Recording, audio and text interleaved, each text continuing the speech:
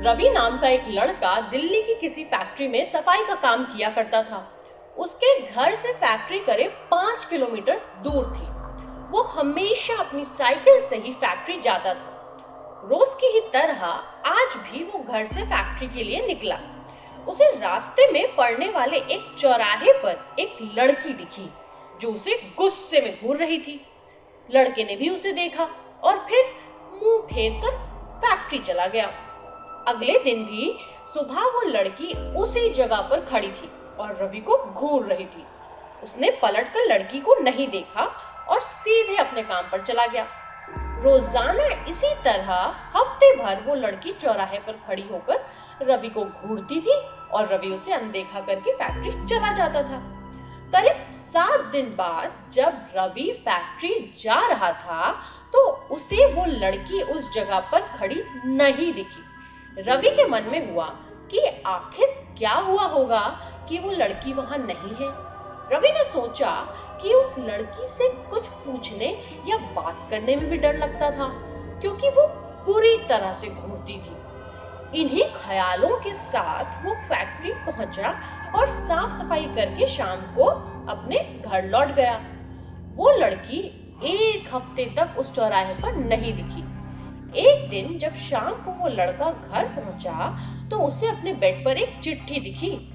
उसमें लिखा था, मेरा नाम प्रीति है। मैं तुम्हें एक हफ्ते पहले रोज एक चौराहे पर दिखती थी। कल शाम तुम वहीं पर खड़े होकर मेरा इंतजार करना। उस चिट्ठी में एक फोटो भी थी जो उसी चौराहे पर खड़ी लड़की से मिलती थी। लड़के के मन में हुआ कि आखिर इसे मेरे घर का पता कैसे मिला होगा और ये चिट्ठी मेरे बेड तक कैसे पहुंची। इसी सोच के साथ वो सो गया। अगले दिन उठकर जब काम में जाने लगा तो उसे चिट्ठी वाली बात याद आ गई। साइकिल से वो सुबह फैक्ट्री पहुंचा और दिन भर उसी लड़की के बारे में सोचता रहा। शाम को वो उस चौराहे पर पहुंचकर उस लड़की का इंतजार करने लगा। काफी देर हो गई लेकिन वो आई नहीं। रवि इंतजार करके थक गया था इसलिए वो घर की ओर निकल गया। घर पहुंचते ही उसने सोचा कि क्यों ना चिट्ठी पर लिखे हुए पते पर जाकर ही उस लड़की से मिल लिया जाए। रात होने को थी इसलिए उसने सुबह सुबह उस लड़की के घर जाने की सोची। सुबह होते ही जल्दी तैयार होकर रवि चिट्ठी पर लिखे पते पर पहुंच गया। वहां जाकर जब उसने घर की घंटी बजाई तो एक आदमी बाहर आया। उससे रवि ने कहा कि वो मुझे प्रीति से मिलना है। ये सुनते ही वह व्यक्ति चौंक गया। जवाब में उसने पूछा, क्या प्रीति से मिलना है? उसे मरे हुए तो 2 महीने हो गए। तुम्हें अब उससे क्या काम याद आ गया? ये सुनते ही रवि के होश उड़ गए। डर के मारे शरीर कांपने लगा।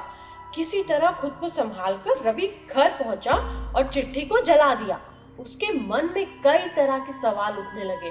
उसने सोचा कि वो लड़की जो मुझे रोज दिखती थी वो भूत थी। मुझे एक भूत ने चिट्ठी भेजी थी। यही सोचकर वो घर में दुबक कर बैठ गया। उस दिन से रवि ना तो रास्ते में किसी को देखता था और ना ही किसी अनजान इंसान के बारे में सोचता था।